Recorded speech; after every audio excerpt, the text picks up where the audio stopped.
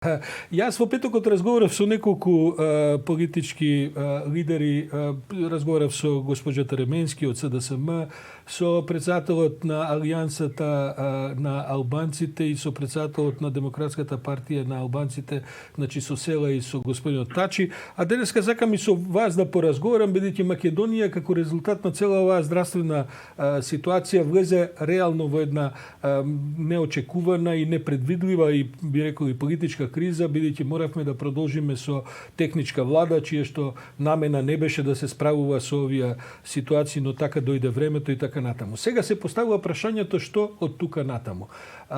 Полека почнуваат да стивнуваат овие жестоки денови од здравствената криза, тоа е повеќе или помалку јасно од податоците кои што ги имаме, и се отвара една можност која е се уште деликатна, неизвестна докрај, за известно нормализирање на општествената ситуација па и политичката во државата. Сега се поставува прашање како понатаму. Господин Мисайловски, кој е ставот на вашата партија? Како ќе соди понатаму со политичката разрешница на ова што требаше да биде влегување во изборна сезона, а сега знаеме како сето тоа се искомпликува?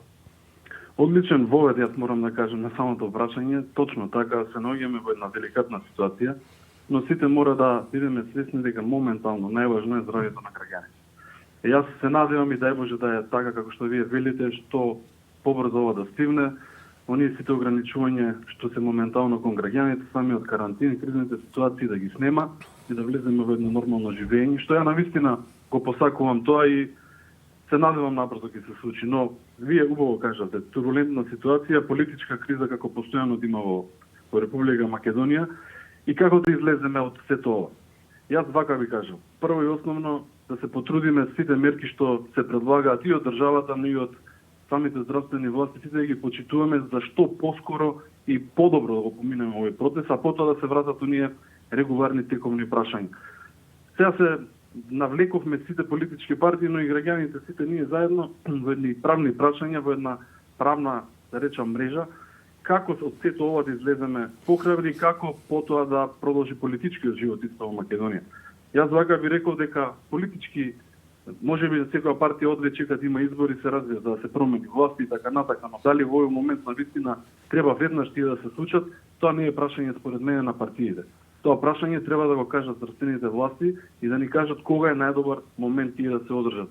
Видете, има толку многу различни правни аргументи, дали треба веднаш да се врати собранието, дали претходно пред да се прогласи оваа воредна состојба повторпат, дали тогаш требаше да се излезе со оние најдобри експерти во Македонија, зборам правните експерти, да се најде решение како тоа да се продолжи, дали во овој момент кога се случи оваа потреба на партиниците од СДСМ да го свикат собранието, дали е намерно баш погоден овој период кога се случуваат ова влада да биде заразена, односно не е заразена, туку да е пратена во карантин, кога има толку гафови од самата влада, кога на вистина пиарот почнува да паѓа и така натака.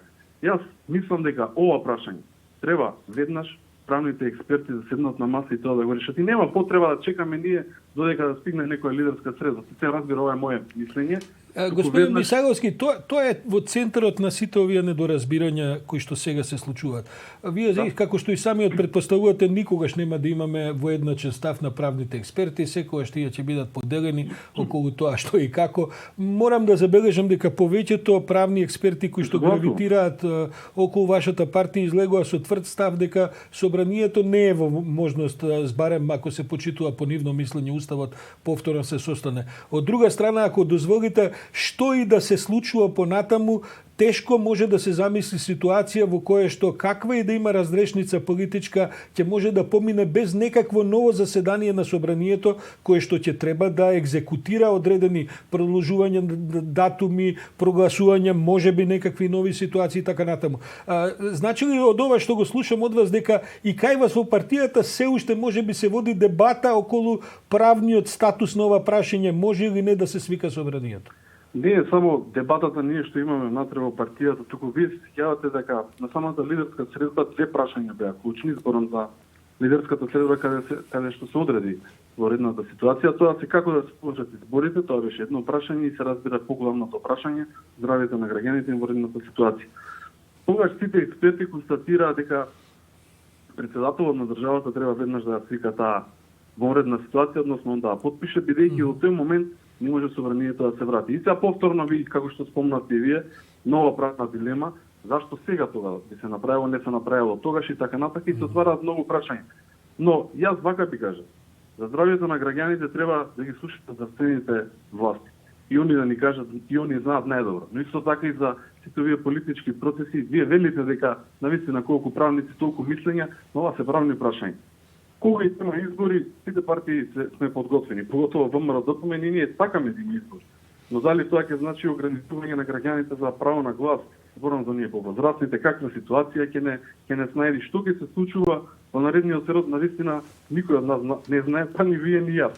Но вие дадовте нова теза, дај Боже вие мерки полека да прекинуваат, да се врати нормалниот живот и потоа правните лица ни експерти уште сега, нека не чекаат лидерска средба, јас мислам дека и владата, но и председателот треба веднаш да ги собере, се најде правен начин како тоа да се направи. Бидејќи пред еден месец тоа беше невозможно, сите експерти тоа го кажат, дури и председателот на собрание неколку пати кажа дека не е возможно повторно да се врати собранието. Сепак ве зачудува ли овој молк на господинот Талат Џафери?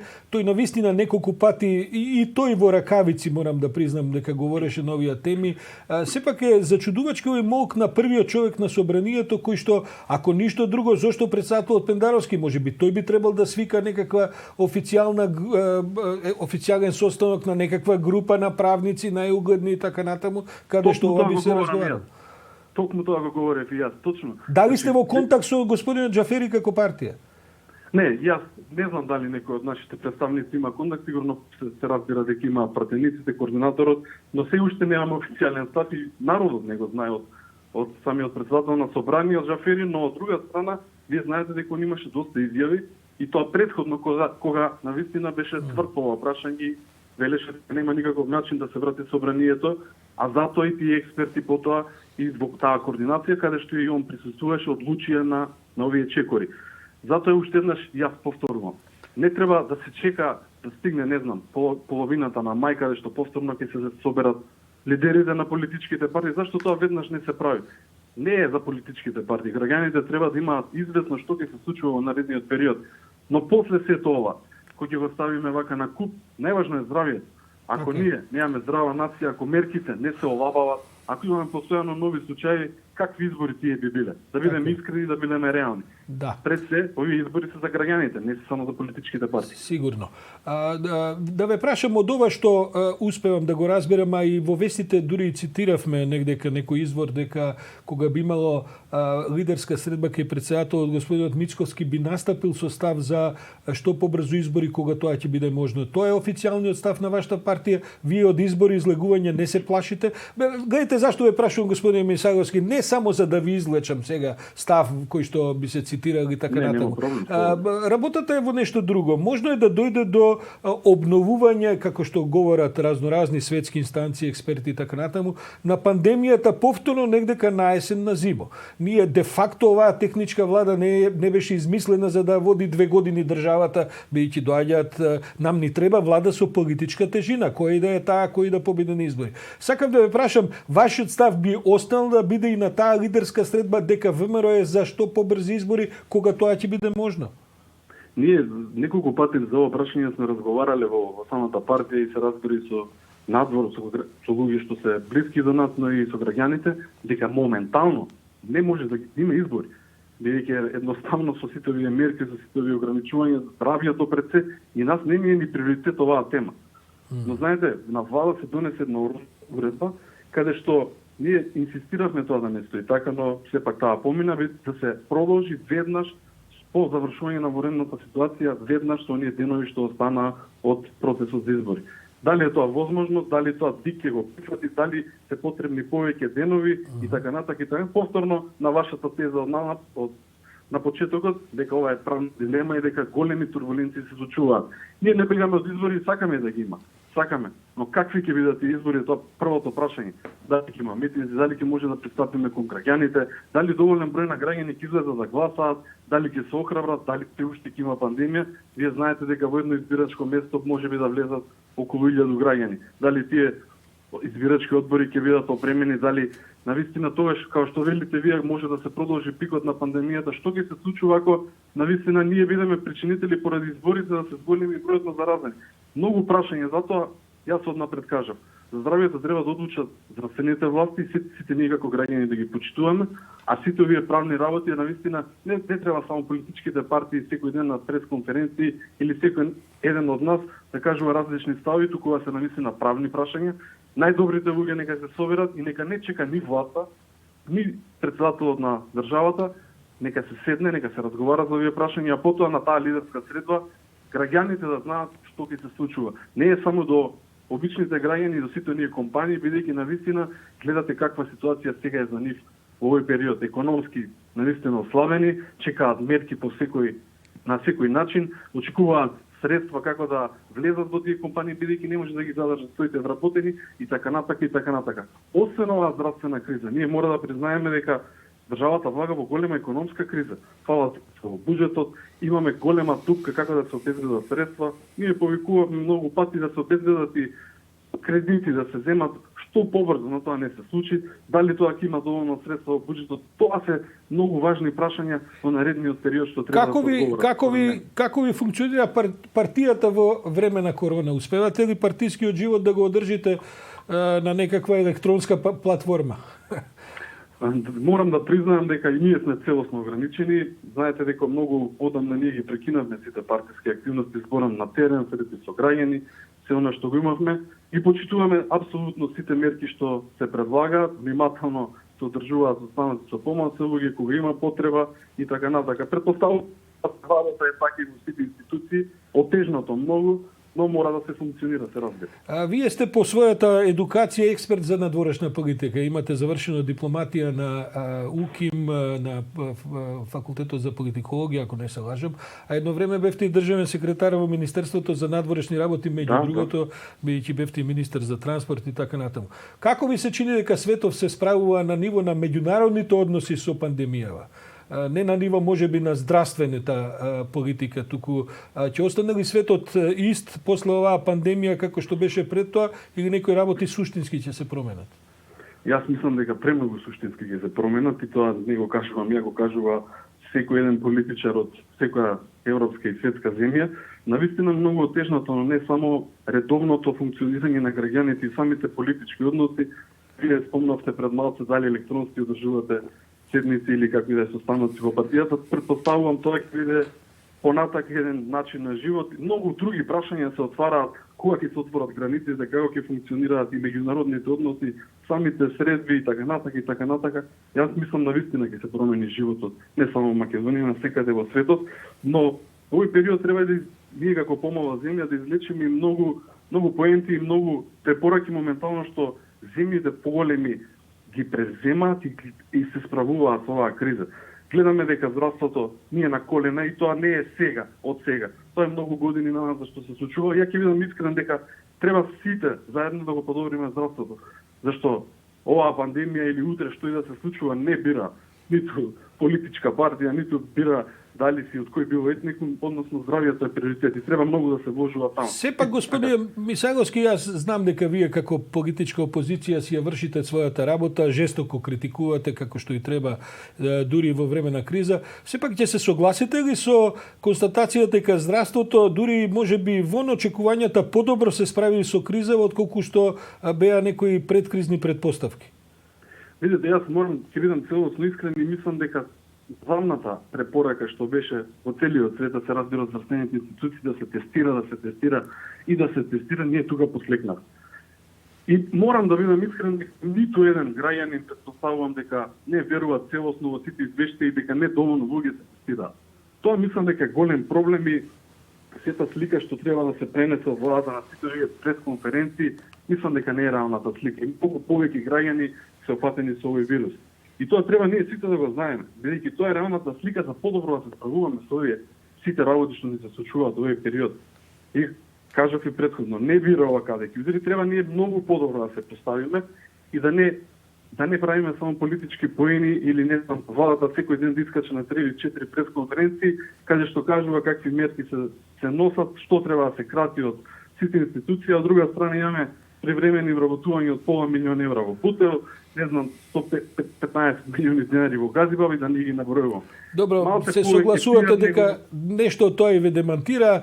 Јас не сакам да влегувам многу во полемика околу тие ставови, бидејќи вие исто така користите прилики како партија јасно да ги ставите до знаење. Бидејќи немам уште многу време, сепак не можам да одминам прашањето кое што утринава и со господинот Маричич го разговаравме, а и дел од ресорот што можеби вие го владеете подобро. Како ја коментирате оваа ситуација со Бугарија сега? Инсистирате како партија дека ова се сега нови моменти, дека тоа ќе го сопре нашето влегување во Европска унија и така натаму. Од друга страна, власта се обидува да минимизира ова писмото на бугарската влада и така натаму. Ваш став за целата работа?